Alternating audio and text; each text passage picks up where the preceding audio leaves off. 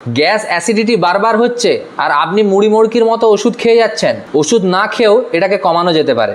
আমি ললিত কান্তি দত্ত, একজন medical health care professional. আজ আপনাদের স্পেসিফিক 7টি হ্যাবিট বলবো, যে এই 7টি হ্যাবিট যদি আপনারা রেগুলার অভ্যেস করেন তাহলে আপনার গ্যাস অম্বলের সমস্যা একেবারে চলে যাবে।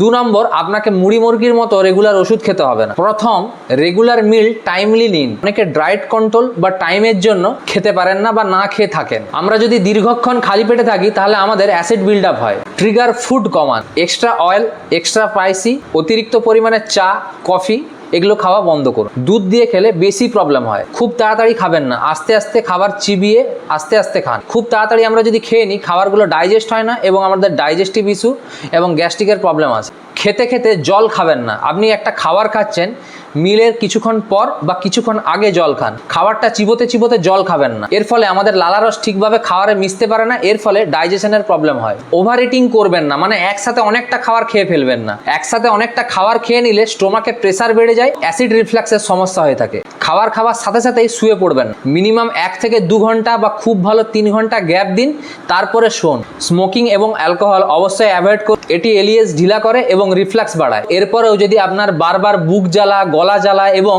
খাবার গিলতে কষ্ট হয় তাহলে অবশ্যই এটাকে ইগনোর করবেন না, ডাক্তারবাবুর সাথে পরামর্শ নেবেন। দৈনন্দিন এরকম স্বাস্থ্য তথ্য পেতে অবশ্যই সাবস্ক্রাইব করুন ক্লিনিক্যাল লেন্স, এবং ভিডিওটি যদি ইনফরমেটিভ মনে হয় অবশ্যই একটি লাইক করে ভিডিওটা শেয়ার করে দেবেন।